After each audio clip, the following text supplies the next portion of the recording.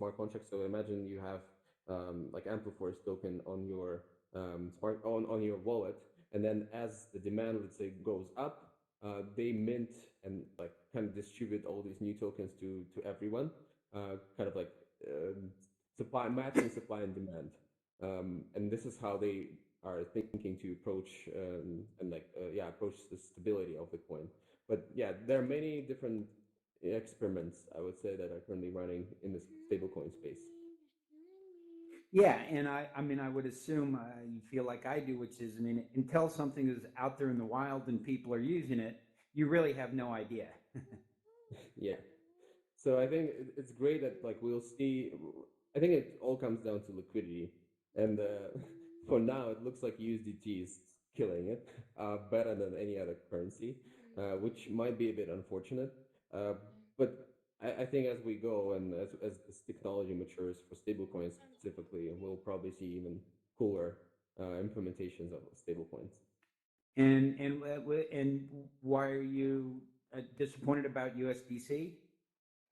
USDT actually. So Oh, that's USDT. just Okay, Tether. Okay. yeah. Yeah, I mean, but I Well, mean, Tether obviously is dominant, but USDC is actually growing quite a bit faster. right. It's I'm not like too disappointed by that. It's just the most straightforward approach to stablecoins. So it's backed by real world assets, and you mint, and there's a centralized entity that controls the way you like the minting process and how much actual US dollars you have in the bank, which is really hard to check. And we have seen that with like Bitfinex hack and how they were actually missing like a lot of millions of dollars on their balance sheet. So I think these problems will just continue to appear in the future with the approach to stable coins such that USDT or USDC have. But obviously, I'm obviously not telling you anything you don't know. But that does not sound very decentralized.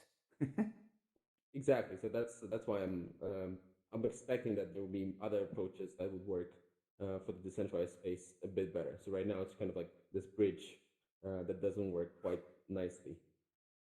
Well, right, but I'm saying like obviously the idea, hopefully like Maker is Hmm. hopefully on a path of becoming decentralized. Right. Um, Um, True. and I mean for me, one of the I've now been in crypto almost 3 years, 24/7, and the most interesting thing for me was when it came out that Tether only had 75 cents on the dollar in the bank, Yeah. and nobody cared. Exactly. This is what I'm specifically talking about. So we might find ourselves in the position that they actually have even less than that on their balance sheet. But the amount of the usage of the token will be so wide that people won't accept the reality and would just say that like let's continue thinking that this will be a dollar. Right. I mean, essentially, even if you have the dollar in the bank, I mean, I get why people think it's better, but I mean, what that taught me was it's all just confidence. Whether you have the money there or not, it doesn't, to some degree, matter if people have confidence in it, right? Because if there's a run on Yeah. the bank, even if you have a dollar there, then you're out of dollars. Yeah. I guess it's similar to US dollar as well. So Exactly. it's a very similar approach. Yeah, and I mean, I guess everything works till it doesn't, whether you're backed by a dollar or not. The question is, how do you gain that confidence? Tether did it, I think, by an early mover advantage. I think it'll be hard for somebody else to come along and do what Tether did. I think, again, coming back to Saga because it's only something I know a bit more about. One of their things is, they'll be backed 100%, and then over time as people get more confidence they can decrease that. Right. Yeah, and who knows. But anyway, so also one of the things we do, it's interactive. If anybody in the audience has any questions for Evgeny, you can just raise your hand. I will Annalise. actually enable the option for you guys to raise your hand. Just give me 1 second here. I'll turn on your participation, and you should be able to raise your hand. And whenever we call on you, just come up on stage. All right, Ryder, come up on stage. All right, you can just press the B button and then you're up on stage. Point to the, oh, if you have a, Can you teleport over to where I am over here? You can teleport to this little corner here.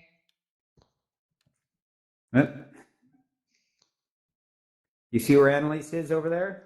No? Okay, well, you can ask your question from down there. Oh, hold on a minute. So, Ryder, what's your, you have a question? I don't think he has a question anymore. It looks like he pulled it. Okay. DeFi Dad, you come on. I'll put megaphone on you to be able to talk. Come over where I am. All right. Hey, can you dumb down the SDK for all of us that are users that aren't developers that would actually end up using it? Like how will I as a DeFi user ultimately benefit from the Zerion SDK? Yeah.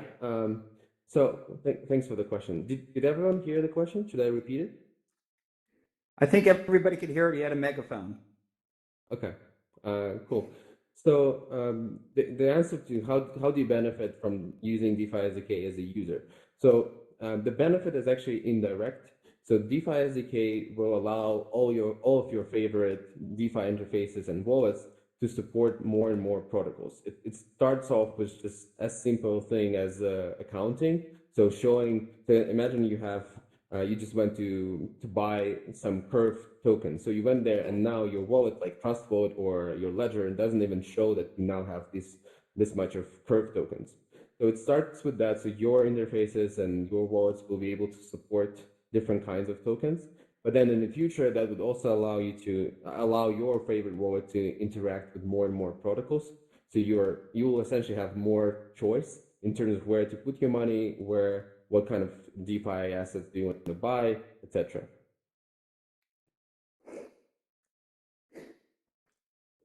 Does that make sense? So did that answer the question?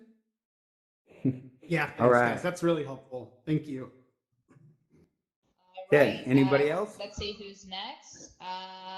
Rory, you can come up on stage. I'll give you megaphone access. Hi. Hey, Rory. All right. Hey, all right, here it is. Am I okay here? Yep. You should be fine. Welcome. Thank you. Yeah, nice to meet you. Thank you so much for putting this on, as always, and nice to meet you, Evgeny. I was just curious, kind of how you guys thought about compliance, how you thought about where you're domaining, how you've approached getting any opinions, or how you've structured your company. From a 30,000 foot perspective, and then also how you think about users and integrating with other services, especially as you start to move out into integrating with other protocols. Yeah, that's a good question. So we're actually constantly thinking about that. So the current stance that we have is this is what we get from the latest SEC recommendation, is that we are acting as a software provider, so we don't have any custody of user funds. So every user of Zerion comes with their own wallet, and we don't have control or any, again, custody of the wallets and all the assets. So what we do right now is that Zerion interface just generates a transaction that you would sign using your wallet. So essentially, it means that we don't need to have a bank license, for instance, because we're actually not storing any of your funds. So we're building the software to allow you to do that yourself. So this is how we currently approach that. It might change in the future with more recommendations, but yeah, we're constantly monitoring that. Cool. Thank you very much. I appreciate the answer. Thank you. All right, let me see if there's anyone else. Sky, you can come up on stage. I'll give you megaphone access. Hey, thanks, guys. Just a quick question. I was curious, because your platform, but other platforms do this too, but how do you, in terms of a user's behavior, so that they do on your platform? So I know you don't have control of their wallets or anything, but if you see a specific user use multiple wallets and they do certain things in the space, how much of that behavior and data do you keep, and what do you use it? Do you analyze it, and how do you protect it or not gather it, kind of thing? Yeah, thanks for the question. So what we currently do is that we have the analytics on top of what our users are doing in the interface. We didn't do like a lot of work in terms of separating the concerns, but we actually want to roll out something that would allow people to completely stop us from collecting any product information. So essentially, right now, we do have the data. We don't analyze it in any ways, and mainly like all of that is actually public data, and that's why we don't see a big of an issue here right now. But moving forward, as you mentioned, so one person can add multiple wallets. That's something that is not public anymore. So for that kind of information that we collect on top of what is available on blockchain, we'll have a clear policy what we collect and how do we store it. Thanks.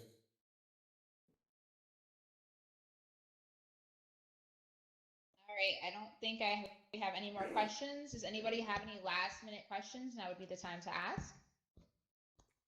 Alex is what? One Looks more? like we got one more. DeFi Dad again. Do you have another question? Yeah, just one more question.